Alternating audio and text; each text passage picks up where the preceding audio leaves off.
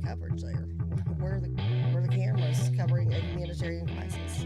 Well, his White House shut down Ted Cruz's photo taking. Oh, I believe it. That and They did. it's on. Is that freedom of speech?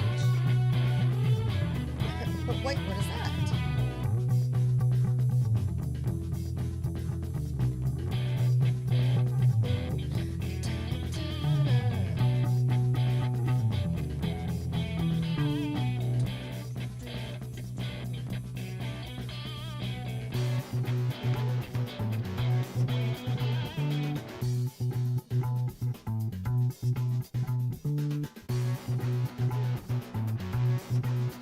Ready to hit the. Well, you got to hit Well, the good chuck. times. You got to hit the chuck. Good times. Hit the chuck. He said he's on, but the audio is extremely garbled.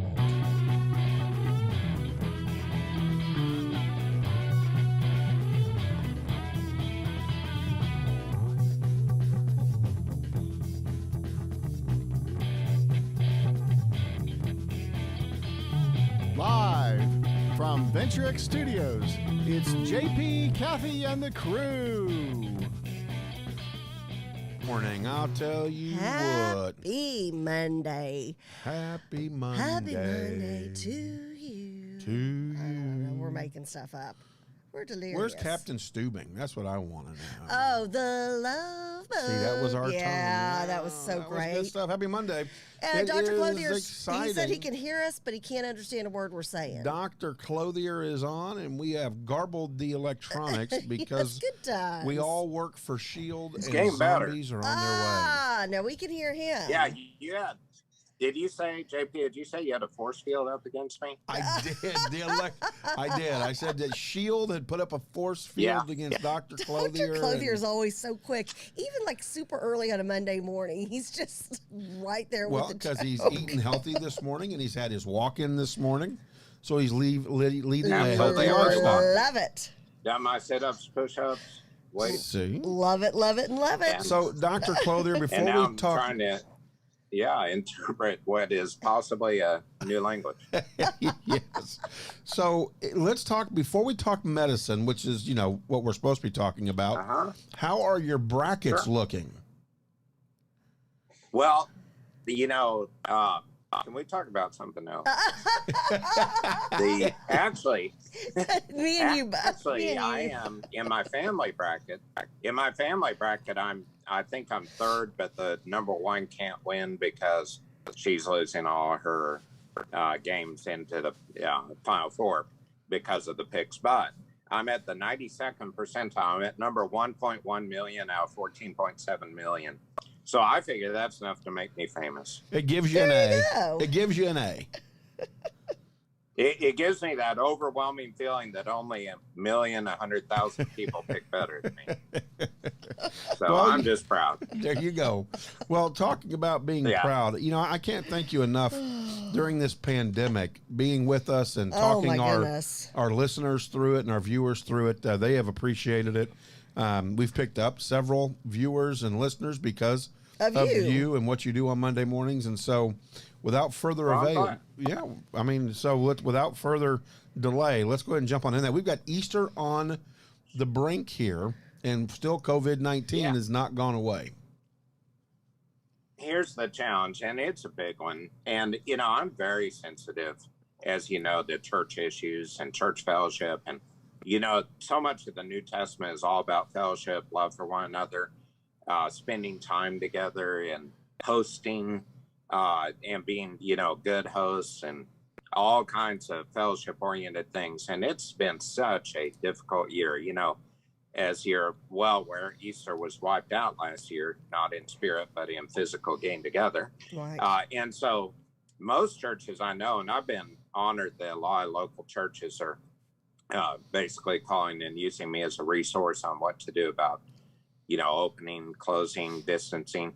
Here's the bottom line to this week is that according, in Texas, there's the rule by the governor that masking is not required, but there's also the health department, the Texas State Health Department, and the Dallas County, in particular, health department. I follow that one because while I work in Collin County. Our church is in Dallas County. But the guidelines on the Dallas County health page are still that if you are in a gathering, and they define it as a medium to large gathering, that social distancing is appropriate and masking is appropriate, and to please be careful not to basically allow a surge in cases. So I believe people can, with proper precautions, go to church on Sunday, being Easter. It's the holiest day of the Christian calendar, and I think that's a very important one to be there. If you go, though, you do need to observe the basic precautions, and that is wear a mask going in and out at least. There is a statement also from the health department that says, while actively participating in worship, a mask is not required, and it specifies based on First Amendment guarantees to basically freedom of speech. And I'm not sure why they throw in the First Amendment on that, but you're allowed to have your mask off once you're seated, and for instance, at a time of singing and praise worship. So that is allowable if you are social distance and you're with your family bubble or your friend bubble or whatever group you have that you know is not infected. Now, this is changing because there are a lot of people getting immunized now. It's amazing how many people I know that have had the vaccine. So the recommendation, if you're vaccinated, yes. Yeah, tons. I mean, JP, you know tons of people too. I have been very surprised with how many folks who have gotten the vaccine or who are getting it this week. Like, you know, my friends who are a little bit younger than me. I'm right there with you on that, Dr. Clothier. Yeah, I think it's incredible. Those in their 20s are looking at you, you know, 30-ish, getting the shot. So that's great.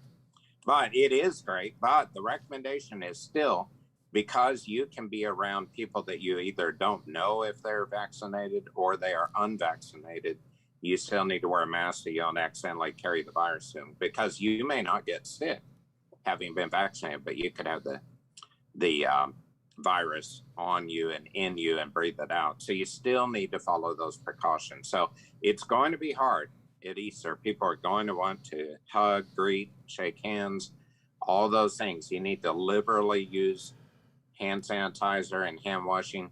You need to be very respectful of others. Treat others as if they have not had a vaccine or immunity that's proven, and be careful not to spread the infection. Because I think we're all worried that this also is now about 3 weeks after the governor's order to open up and unmask, and that's right about the time we start seeing an increase in infections. So we just need to be careful, but I would encourage, I think it's time that we have to be reasonable in respecting people's right to worship and gather, but those people worshiping and gathering need to be respectful of other people's right not to catch a deadly virus. And, you know, I keep seeing the comment made here and there, and it was made to me yesterday. We had an assembly at church for the first time in a long time that was indoor. We have had outdoor and we've had limited indoor, but we has had open gathering for church yesterday. And a couple of people, well, one made the comment to me, so are we going to know the vaccine works because the survival rate from the virus will go up from 99.7% to 99.8%. And it was sort of one of those kind of snarky, you know, because this isn't really killing people. Well, think about the overwhelming numbers of infected. And at 0.3%, that's well over 500,000 Americans who are dead. Talk to somebody that owns a funeral home, see how they're doing with keeping up with the death capacity that they have, and realize that first, that small sounding percentage is a very large number of people when you apply it to 330 million Americans. And second, that the biggest concern in medicine, honestly, I mean, there's a lot of concern about the death rate, but the bigger concern is the long-term disabling effects of the virus. If it's chronic lung disease, chronic kidney disease, brain changes, they can lead to sort of a brain fog or even a dementia-like syndrome. Heart changes like the cardiomyopathy that's damaging to the heart and may limit life later. We may not even be clear on the death rate yet because we haven't seen the people who are going to die in a year from their heart disease or their lung disease. I would really encourage people, don't be kind of making fun of the virus or making fun of trying to be careful. I think it's smart. I think, if we had several people want to go out and walk across, say, LBJ during rush hour, some of them may make it. In fact, a lot of them, because there are breaks in cars, whatever, may make it. That doesn't make it right to see those who have severe fractures or death from just, walking in a dangerous area. So try to be respectful. And I would suggest, one of the very basic Christian tenets, and that of most every religion, is treat others the way you would want to be treated. And I think we should treat others with respect to not give them a potentially deadly virus, because you don't know if they'll die or be debilitated or if they'll be well in 2 days. If we knew that, we'd have a much better handle on this whole deal. Well, and you talked about, and we went for Palm Sunday, we went physically to church. We wanted to get some palms for my mom, who is still, very much being aware of social distancing and things of that nature. And it was every other row, and then you had to sit with your family, but was spaced out. And the church was pretty full. Now obviously not as full as it would have been before the pandemic on a Palm Sunday. Non-pandemic day. Exactly. But they had, they had a system down where they, were very strict about the way they took you to communion, the way they dismissed you, and everything was laid out very clearly in the church bulletin. I noticed like there were no Bibles or the normal missals that you would have in the pew in front of you.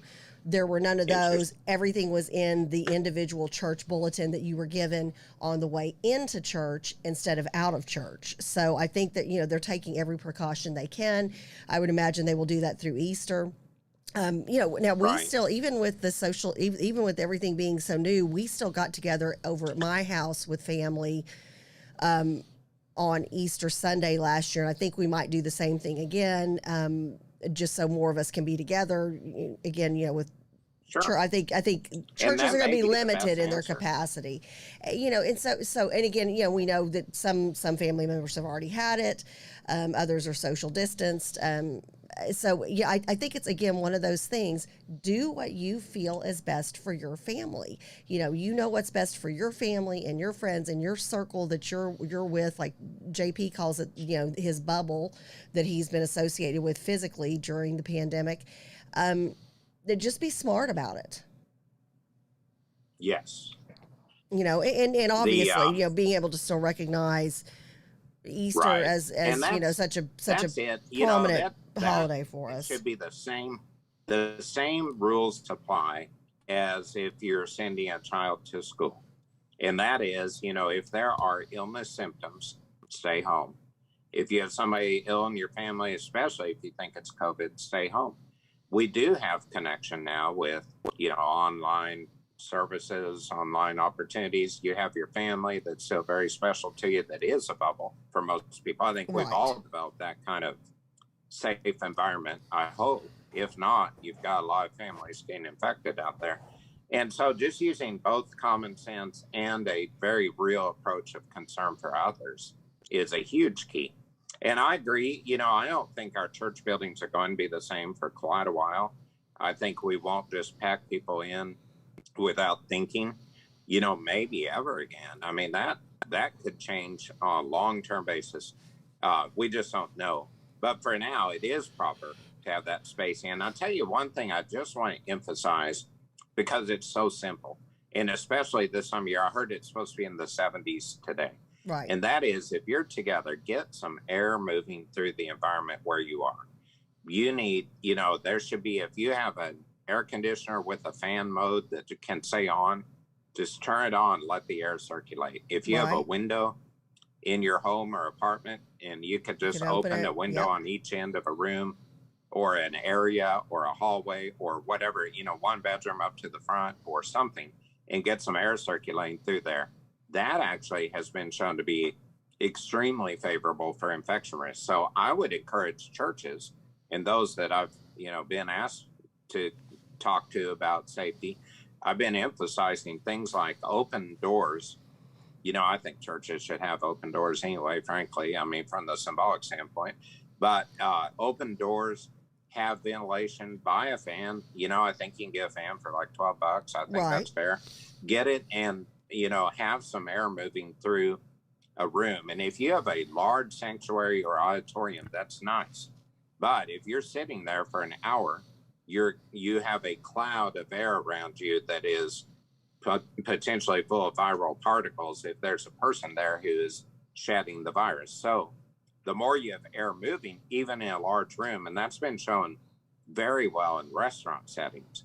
If you have one person infected, the people around them have a higher rate of infection. Then the longer they are there, the more the people across the room have that risk.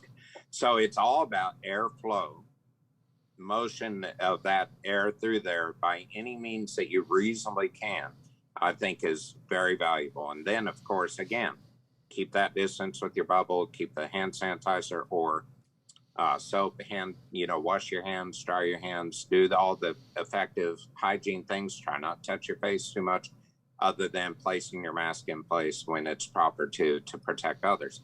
And going to the issue, your church has decided to get rid of the Bible. I'm sorry to hear that, by the way. Well, no, I didn't mean it that way. It just, usually there's that, you know what I mean. Like, usually there's that Bible and there's the little missile, monthly missile. No, you're onto something, Dr. Clothier. No, you're onto something. Stay with it, Dr. Clothier. Don't let it go. I'm with you. I'm supporting you. Amazing. JP, don't you find that little confessions just slip in there? Okay. They do. But anyway. They do, Dr. Clothier. And my church is going, oh, great, Kathy. No, I'm not. I don't mean that, of course. But the issue, though, early in the pandemic, we all thought that there was the so-called fomite spread of the virus, and that was touching items. That's why, in theory, if you go to a restaurant, you're handed a box with a bag and get it, and it's the touch-free delivery and all that stuff. And frankly, all that's basically been proven to not be necessary. Right. It's only the moist surface. So if you did have a Bible there at your seat and a community Bible that you opened up and you sneezed on it and handed it to somebody who touched it and touched their face, sure, there's a little risk during the time that is moist. But the odds of that, especially if you're wearing a mask, are really low that you'd spread anything. So I think we're gradually getting better about getting that word out there. You don't have to put your groceries outside for 3 weeks for them to air out before you put them on your shelf. And again, if it's a moist surface, if you're going through a grocery store and they have the sprinklers on the produce, be careful there. You can dry the apple or whatever it is or set it aside a little bit. But, for the most part, I think we're beyond that. And I actually read a study yesterday that showed, there was a lot of fear about water fountains because it's a moist surface inherently, but the actual inherent design of a water fountain is, of course, that it's metal, and metal doesn't hold a virus well, even with water. And of course, if it drains properly, that even is probably okay. You're still going to find almost all of them are shut down, closed off, bagged over, or whatever. But the bottom line is really that if you're reasonably smart and careful, I think almost always it's not going to spread that way. It's going to spread by air particles and being around someone who has the virus that probably doesn't even know it and picking those up. So that's where all the precautions need to be now. Now, I realize a whole lot of churches, cleared out everything from the pews. There aren't pens, there aren't there weren't pencils or anything. You're right. Or donation envelopes. I do think precautions with things like communion are very proper because there is moisture and hand to mouth touch with communion. So that is proper. But I think that, the normal, kind of like I feel like, restaurants probably have all adapted to QR codes and online menus. But if they wanted to have a printed menu at this point, that's really not wrong. Now, a year ago, it was thought to be, like they were going to kill you if they handed you a menu that had been in use. And that was that fomite fear. And, we all were in that. Everybody was wiping down every surface they could think of. And, there are all those precautions like, if you dare go in a store, don't touch an item unless you're the one who's buying it. And, all that has really faded out because it has been shown to not be way the virus spreads. The air-to-air, air breathed from an individual with the virus is really the key. And I will tell you, I think this virus still remains shockingly contagious. Don't blow off the fact that if you're around somebody that says, oh, you know, I was with you Sunday at church and on Monday I have positive COVID tests because I developed symptoms overnight. Be very careful about that. Still do the personal quarantine, the delay of exposing other people, because the virus is just so contagious. And I hope soon we'll have enough people immunized and we'll have better data on exactly what that means. So far, it's extremely promising. I'm still fairly shocked how many people I talk to that say, oh, you know, I'm not getting that vaccine. And I think the odds of the virus hurting you are so much greater, a huge magnitude greater to get the virus than to get the vaccine, that I think people need to really seriously reconsider that. So starting today, individuals 60 and up can get the virus if you sign up and are willing to wait for your time when the when the vaccine is available. I may have said that people can get the virus. Of course, they can get the virus, but they can get the vaccine. So age 60 and up can get it. And the reason for that is the studies were done at age 60 and up. So the emergency approval of the vaccine is, it was sort of talked about in the media as adults, but it's really age 16 and up. I think, in the studies, they didn't pay attention to somebody legally being an adult at 18. They declared, the body is like an adult at 16. And now there are studies underway for with children on some of the vaccines. So that emergency approval may come at some point, but I would suggest, I think that's going to be a while. But if you have a household of, like in my group, my family bubble has people who are mostly 16 and up, but then my 3 grandchildren are younger, we can yield fairly good protection to them by the rest of us having the vaccine and theoretically not being infected, not carrying the virus. Though there, as I've said so many times, it's painful. There's no 100% in medicine. So I don't think you can declare you're 100% protected, but we can all reduce the odds of the younger people in our family getting the virus by getting the vaccine as those of us who are responsible older individuals. Well, just good information. I'm going to go back to what you said earlier too. Believe COVID, don't believe it. Again, that's everybody's individual right. But I know from personal experience, and I was kind of taken aback when we lost Jerry. Loved one, a family member. We had to wait after he passed, and we literally called the funeral home immediately. It took them 10 days before we could even get in to see them, to begin planning the funeral. So 10 days after his death was the earliest that we could get an appointment.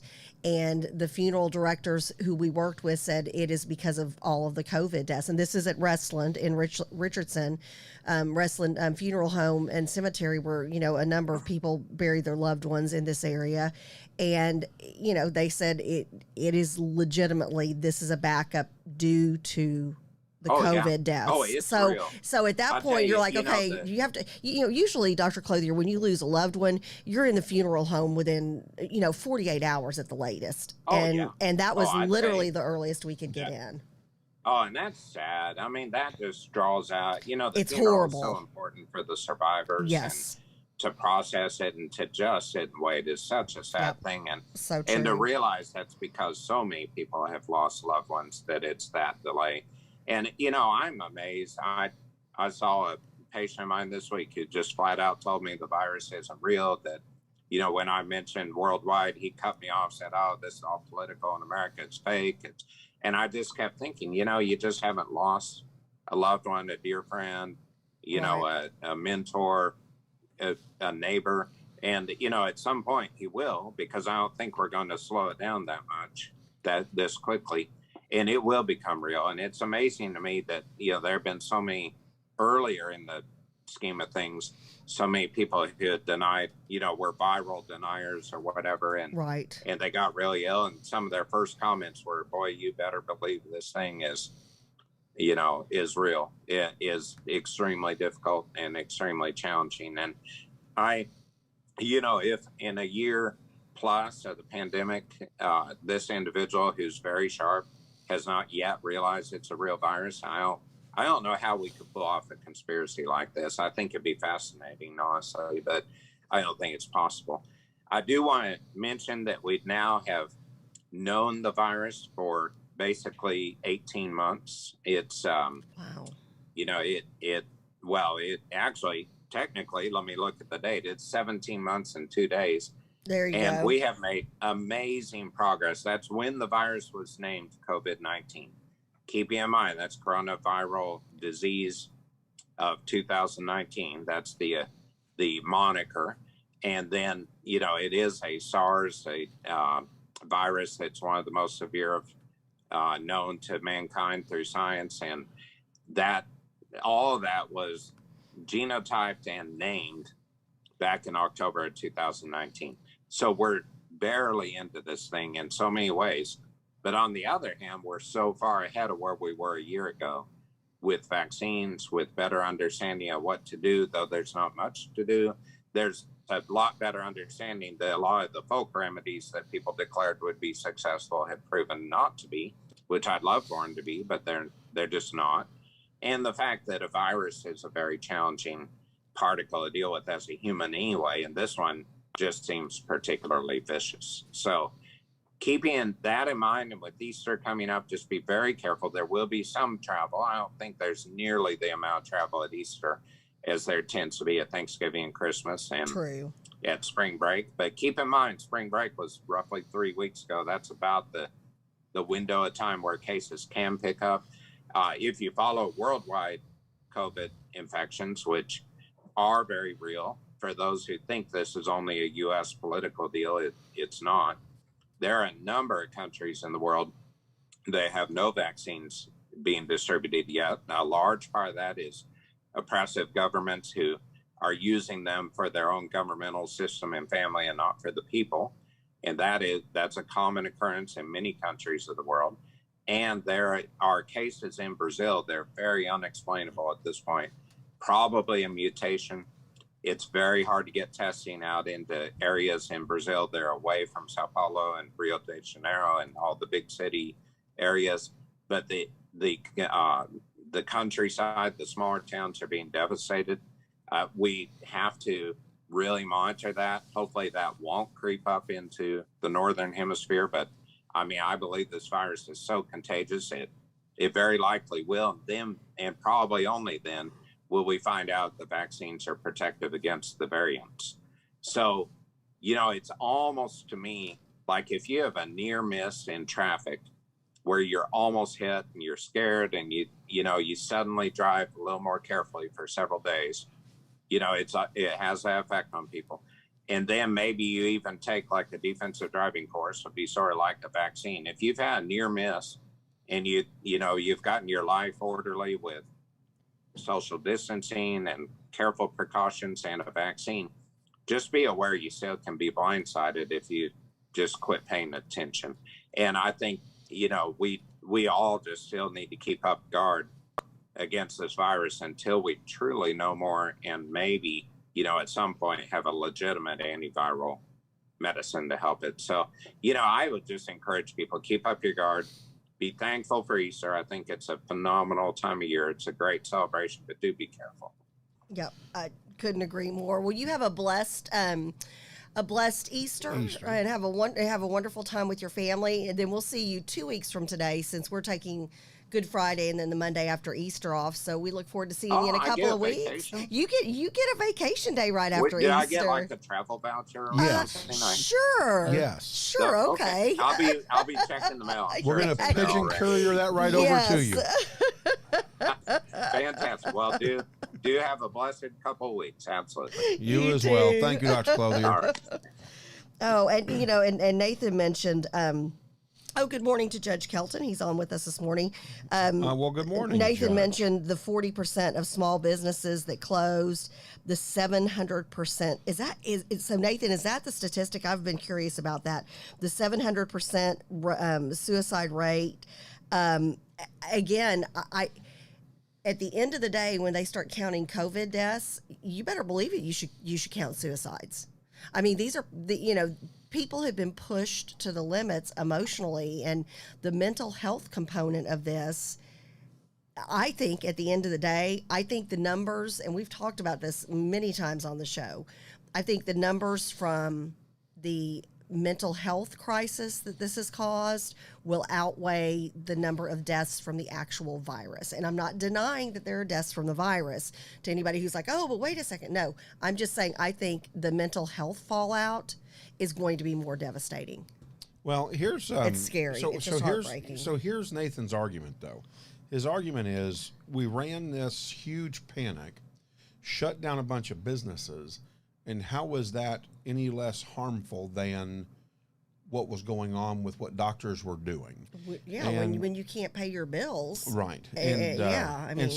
And here's the thing. I think it's important to know, Dr. Clothier is very conservative. He is extremely conservative, yeah, yes. I mean, very conservative. Yes. And he's not necessarily been on the same bandwagon. But from a medical perspective, he has definitely said the same thing from day one. And one of his big things is nutrition and exercise. Oh, and beefing up your immune system. Right. Yeah, we've talked about this with Dr. Good of the Ask Dr. Be Good show. Making sure, take your vitamin D, take your vitamin C. Right. If anything, it can't hurt you. So, yeah, Dr. Clothier has been clear from the beginning on that. Now, in regards to shutting down, here's my biggest thing. It was handled so inappropriately. Oh. It was handled so responsish like by the CDC. Reactive. It was like, oh my gosh, Right. do this, everybody. And you're like, well, whoa, wait a second. Do we know what that's going to do to the American people? Yeah.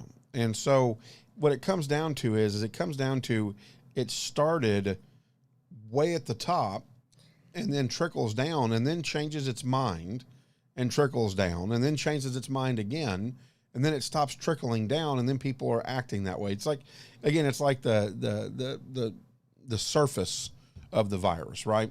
Everybody's still real concerned about the surface, and so I think at this point, I want to, and when I noticed that, I was like, okay, it was odd. First of all, when I went into church last night, I was like, something's off, and then I thought, oh, it's because we usually get the bulletins when we're leaving church. Right. But then, I noticed, I'm like, oh, well, where's the missal? Where's the Bible? Well, okay. And then everything was in a very, a thicker, bigger edition of the church bulletin. And so I thought, and I sat there and I thought, okay, that's so interesting. So, you don't have a Bible. Well, that's fine. I've got my Bible app on the phone that I can refer to. But I thought that's interesting. Then that's not, because it's been, Dr. Clothier will tell you, you don't have to worry about that, you don't have to worry about the surface issue. And that's for some time. It's been a while since we talked about everybody was scared about the surface stuff. It's been like, yeah, but people are still, time. It's like, it's like psychological thing. Well, but it's like I'm informing people of something new. No, but it's hilarious. It's not. They're like, oh my God, I got to wipe this down. And I said, is it wet? No. No, then you're good. I said, you can't. I said, 5-10 seconds. If it hits it, it's dead. It's dead. And well, so, but I think so. Then I thought, well, okay, now that the church, the people are coming back into the church, then so is that just because emotionally they think that's more reassuring to people that you don't have a communal Bible or a communal church missal? I thought at that point, I thought, okay, this is more of a psychological thing, which then leads you to the discussion. Psychologically, what has this past year done to us? Well, and I mean, honestly, before the pandemic, I used my Bible on my phone. Yeah. Oh, I've been using that. I You used can the do Bible notes. app. Yeah, that's my big thing. But again, I would have been okay with a missal. I wouldn't have worried. I would have literally used that last night. Wouldn't have thought twice about it, even knowing that people had been coming in and out of the church all day for services, especially for Palm Sunday. Well, speaking of missiles, nobody saw the UCLA Bruins coming out of their bracket. Good transition. And who?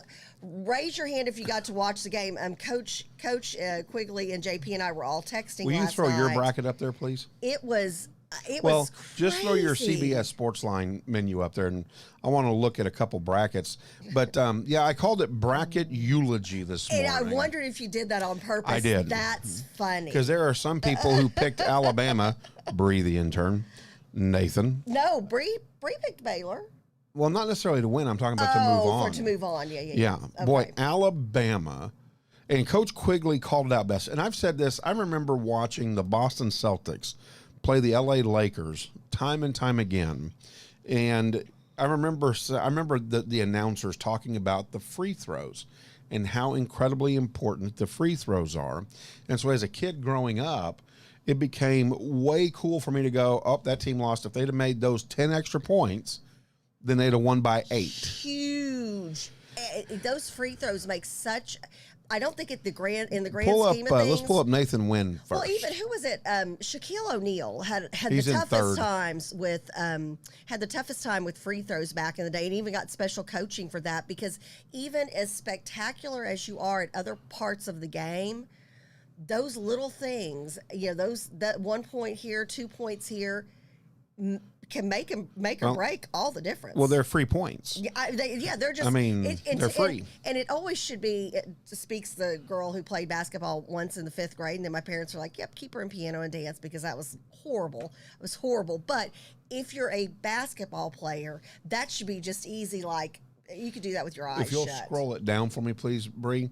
So, Coach Quigley pointed out last night as we were all talking back and forth, Alabama was 11 for 25 when it came to free throws. And again, and Coach Quigley pointed out, if they would have never been in overtime if they had made their free throws. And he's absolutely right. I mean, you're leaving 14 points out there. And so we look at, so again, Nathan had Alabama playing Michigan, and that'll be UCLA playing Michigan. Michigan destroys Florida State. Florida State was never in that game. And then on the flip side, he's in the same position I'm in, where he's got Houston facing off with Oregon State tonight. And again, Oregon State, a surprise coming up at the number 12 spot, upsetting Oklahoma State by 10. Loyola Chicago, again, I had Illinois, but I don't know, that's such a big upset there. But just as you watch these brackets coming together, you can see where the brackets have broken. San Diego State, Morehead State, gone. Well, right? But Syracuse and West Virginia was almost gone. That was, you know what? The one team, several teams, I'll hand it to this March Madness season. And for not having it last year, we missed it so much. And Michelle, again, thank you for your leadership on putting this together for us. This has been such a great March Madness to watch, because we're all back and forth with each other. Oh my gosh, what about this? And let me tell you, I'm going to give a big shout out and big props to Oral Roberts University. Bravo. I thought that was going to go into overtime. They almost handed Arkansas, a loss. So good for them. Well, good basketball. Yes. For sure. If you'll scroll back up for me, please. There we go. Of course, he's got there in the Final Four. Gonzaga, Alabama will not be there. That'll be between Michigan and UCLA, as I like to say. And then you've got... Where'd you bring that one out of? Oh, I've always called them UCLA. I've never heard you say that and before. Then Baylor. And did they have blue leggings on? That was very disturbing to me. I was like, I why thought are it was they very, wearing very leggings? basketball sexy. But, of course, he's got Baylor, Oklahoma State. Where are the leg warmers? So Baylor's going to have to survive. If you'll go back... Yeah, Baylor needs to bring their A game. They're going to have to survive Arkansas. Yeah, they need to bring their A game, because I think Arkansas is going to be out. Arkansas is going to have that emotional edge, because they almost lost, and so I think because they came so close to losing, they're going to be strong tonight. But sick 'em Bears, sick 'em. So, and then you've got Gonzaga. Gonzaga is going to face USC. Of course, Gonzaga embarrassed Creighton. Creighton had really shown some great basketball throughout the season. And Gonzaga, if you'll go down just a little bit more, Gonzaga just absolutely crushed them 83-65. Wasn't really a game whatsoever. And so, big game coming up tonight, I would say, are the two Baylor games. You got the Baylor women. who are playing UConn. Yeah, and they're first at 6 p.m. Go Baylor. And then Go you've got the Lady Baylor men Bears. at 9:57 p.m. against Arkansas. So let's go out of this one and let's go into Judd Gibson's, because Judd is in second place. And we're going to look at his brackets and see how he's fared so far. So when we look at Judd's brackets, Judd had the first top part all the way through. He also was surprised by, well, there we go. Don't know what that was. That was fun, little added excerpt. He had Iowa going in, and USC instead is there. He did pick USC and Kansas, but he had Kansas playing Iowa like I did, so he had his bracket broke on that side. And then he had Baylor going all the way. They're playing Arkansas. He's got that checked off.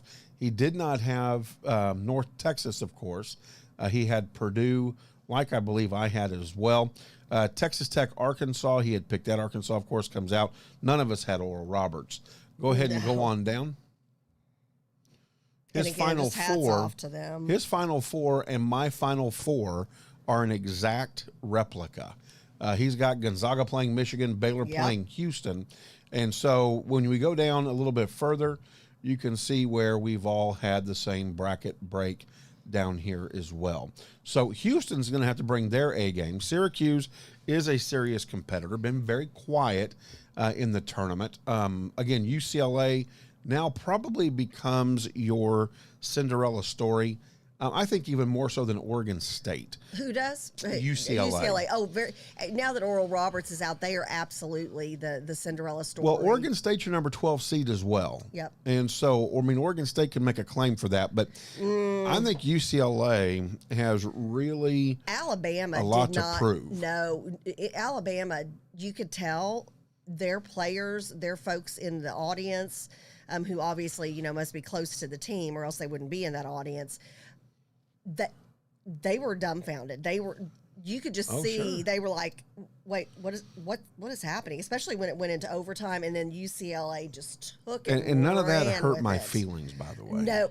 Hey, I just want you to know. I was, when my husband said, he goes, roll tide on out of the door. Yeah. Of course, Judge Kelton goes, watch how deep Texas goes in the tournament. Oh, never mind. I know. Yeah. You know what? And Judge, I had them going to the Final Four. Because, my mom, that's her alma mater. She's a huge UT fan. JP's a huge UT fan. So, because I did all my picks emotionally this year, I had them going to the Final Four. Right? So, lots of comments coming in from the crew. Let's see. We've got Judd Gibson saying, Arkansas, Baylor, who would have thought?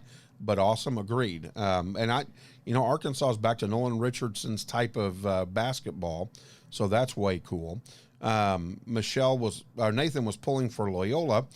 Michelle goes, basketball sexy, JP? Yeah, heck yeah, basketball sexy. Coach Quigley said in 1961-62, Wilt Chamberlain scored 100 points in a game, known as notoriously bad free throw shooter. In that 100-point game, Wilt made 28 of 32 free throws for an 0.875 percentage of free throws being made. And then, of course, I've already mentioned what Judge Kelton had said. But bottom line is that the Final Four is starting to size up. UCLA will be a bracket buster if they were to win. Oregon State a bracket buster as well if they were to win. The Baylor-Arkansas game, I still think that Baylor wins that game by 12. I really hope so. I think Baylor is going to need to bring their A game like nobody's business. They're going to, again, make all your free throws. Those need to be just, if you'll go to my bracket, assumptive close with those points. I think Arkansas is going to come out swinging again because their ego is bruised from almost losing. What was that, Saturday? Saturday? Gosh, like all the days during March Madness, all the days run together. Have you ever noticed that? Yeah. You're kind of like, is it Monday or is it Saturday? And Susan goes, my bracket went down the tube early. Oh, with a lot of others as well. Mine did yeah, but too. I'm not talking about yours, Drexel. I know. Because I don't. Yeah, reminds your cat. me of my cat Drexler. You're out of control. So just saying. Yeah, I'm gonna just saying. You're just saying. Now, who's in first place? Yes, thank you very much, JP. And by the way, Michelle, I now have more points than Judd. So there you go. Because she hits me with that every time. Well, Judd's got more points. Not this time, buddy. Anyways, so again, looking at my bracket, my first bracket break was the Virginia-Ohio game. I had picked Virginia to win that game. That didn't happen. And then, of course, when USC, I had taken Drake in that game as kind of the upset, and USC wins that game. And then the huge bracket break with Kansas and Iowa. On the flip side, on the other side, we've got pretty much everything good until Purdue, when North Texas knocked Purdue off, and then Oral Roberts, of course, makes their run as well. So I've got Gonzaga and USC, and Baylor and Arkansas. Those are my big games. If you'll go ahead and scroll on up. And while you're scrolling, I'm going to, Coach reminded me of this. So Mattress Mac, you know, the Houston mattress guy, I think it's like Gallery Mattresses or something like that. He said, I'm 10 toes down on Houston. Mattress Mac bets $1 million on UH to win the men's NCAA championship. So if he does, if the Cougars win, he brings home $9 million. The mattress business must be really booming in Houston is all I can think. Well, everybody's staying home. And I love that guy. Yeah, everybody's sleeping. Everybody's staying home. Everybody's in their own bed. So, yeah, I love that guy. He's so fun. So how much fun is that? All right, let's see. JP, max points possible, 218. Judd, max points possible, 214. Ooh, there's the party. All right, so here's what we're looking at now going down. Again, big, huge bracket buster for me. The Illinois and Tennessee game there, as you can see it. Oregon State and Loyola Chicago get through that grouping. And then also another big bracket buster on the far side. Of course, I picked Georgetown as just kind of a favorite.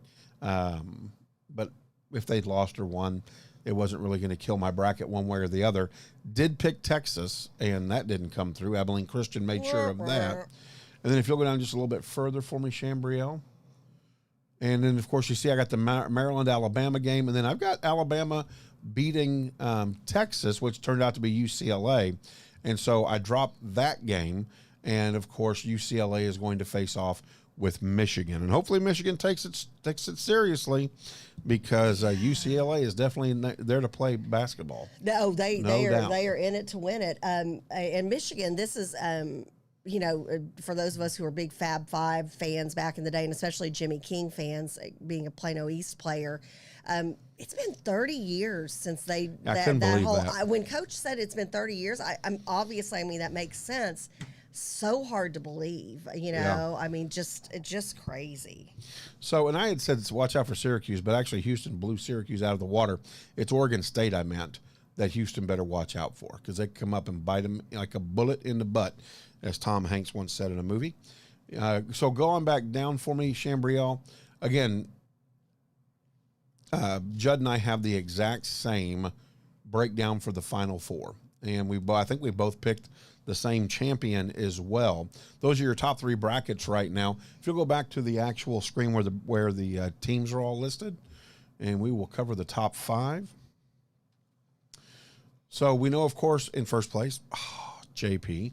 Unlike last year or year before last, where JP was like in 00 last place.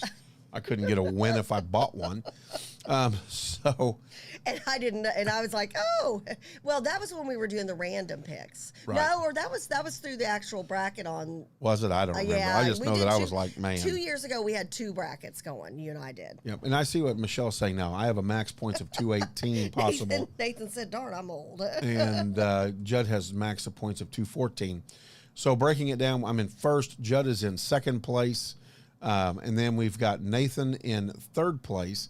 He's at 104 points with a maximum potential of 192.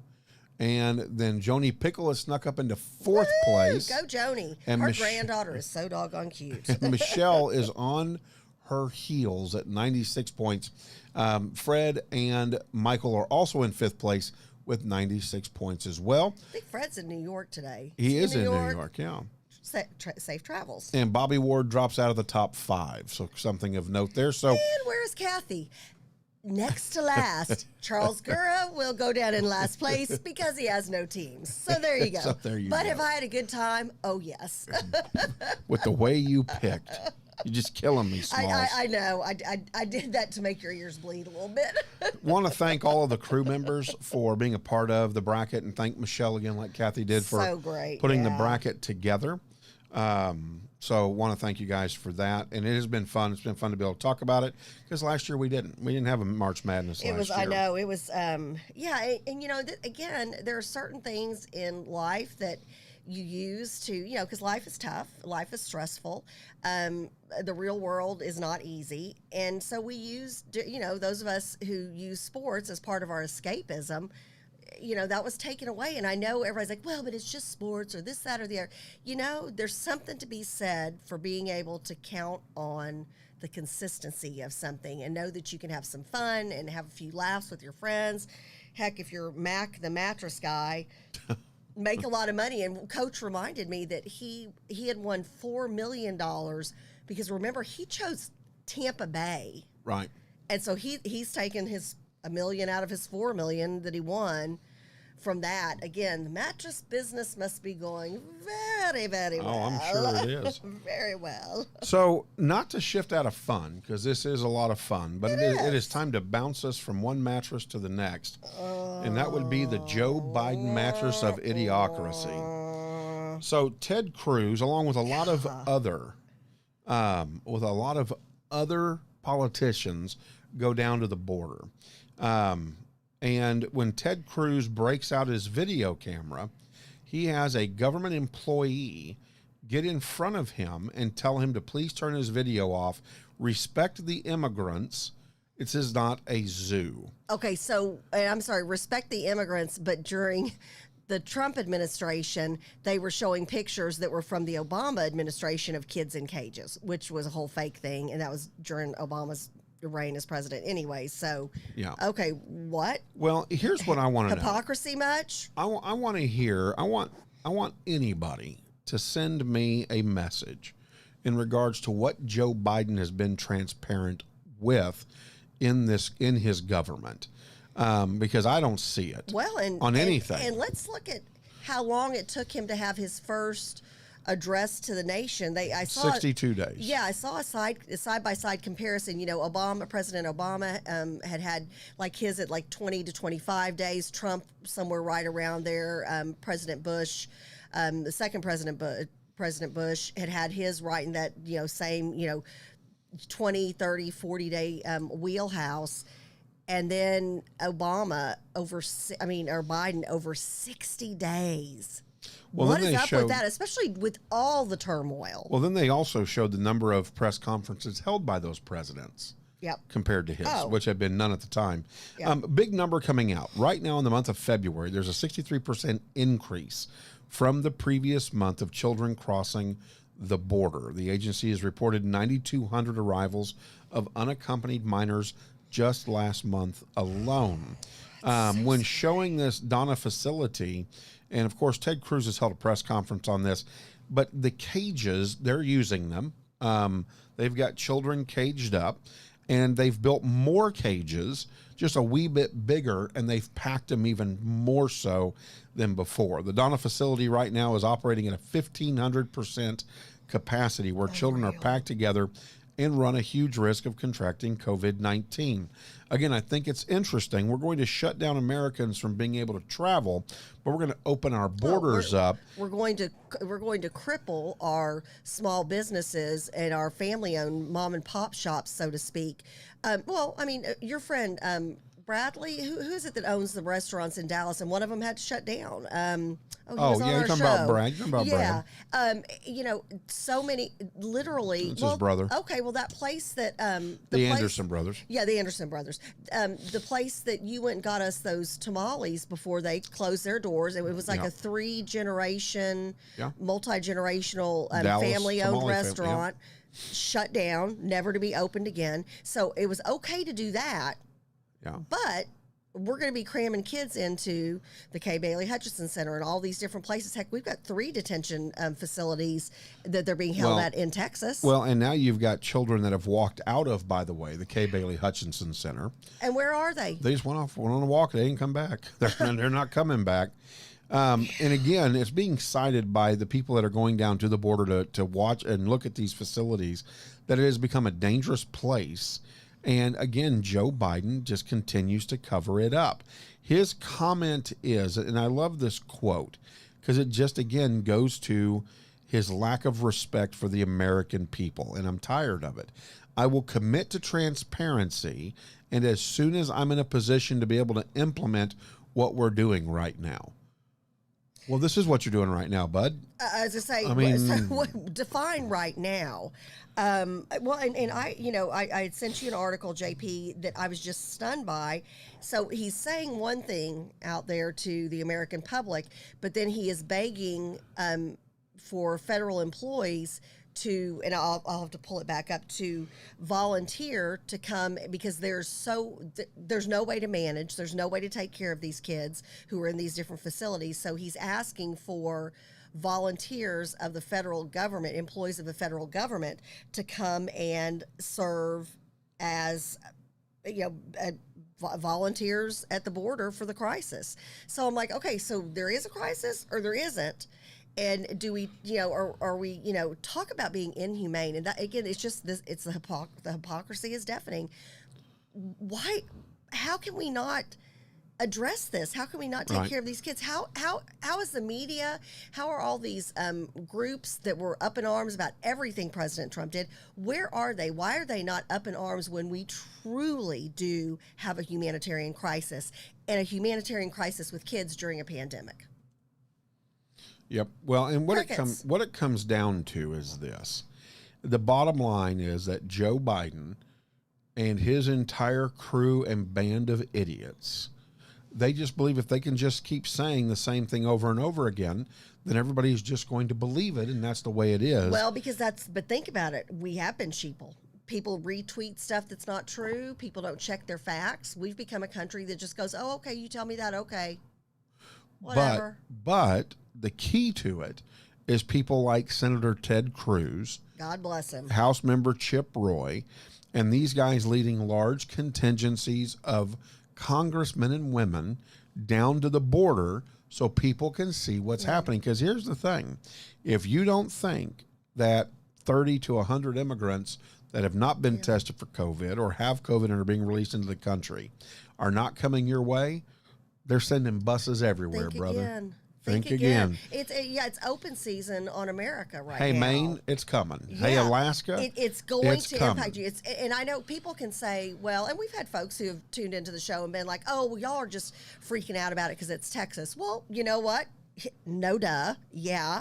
Of course we are, because this is our own backyard, and this is more drugs are coming in, more human trafficking is happening, all of these horrible things, the pandemic, while we're trying to open Texas up, well, we don't know what's coming in. But it's not stopping at these border states. And No, JP, I wanted to mention it was the Office of Refugee Resettlement, the ORR, which is an office within the HHS. They need federal government civilian employees for deployment of up to 120 days to support ORR at facilities for unaccompanied children. That right there should be headline news everywhere. Absolutely. And it's not. So for one thing, you're asking these federal employees to go and volunteer 120 days. That's a long doggone time to be away from your family and to be taking care of somebody else's kids. And to volunteer. If we can't take care of our own, we have got homeless people. We've got people who don't have jobs. Okay, we got a $1,400 stimulus check. How long does that last? Right. Well, that literally it comes in and it goes right back out the door to bills, and we're saying, it lifts everybody out of poverty. Come on over.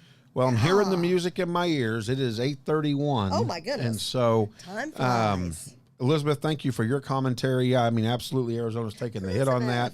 And Nathan, I agree with you there as well. Wednesday, going to talk about a little Georgia election law. Oh my! And so, and that's what's getting the most press right now. Right. which is funny, and how their new U.S. Senator, Mr. Democrat himself, has no opinion on it and is not taking a position on it. Because he wants to be reelected because no, he's worried about the United States Senate. That's it. Yeah. Okay. So don't forget, we start Wednesday at 8 o'clock in the morning. We go 8 to 9 on Wednesdays. Oh, that's right. So, yes, indeed. All right, and everybody. Tune in from 10 to 11 for Heart and Soul of Texas Women. We have actually one of our Miss Texas ambassadors who has a nonprofit she is starting, and her platform is all about empowering young women to be stronger in their Christian faith. So it'll be a fun show today. There you go. All right, everybody have a blessed day. Have a great week. We will see y'all on Wednesday.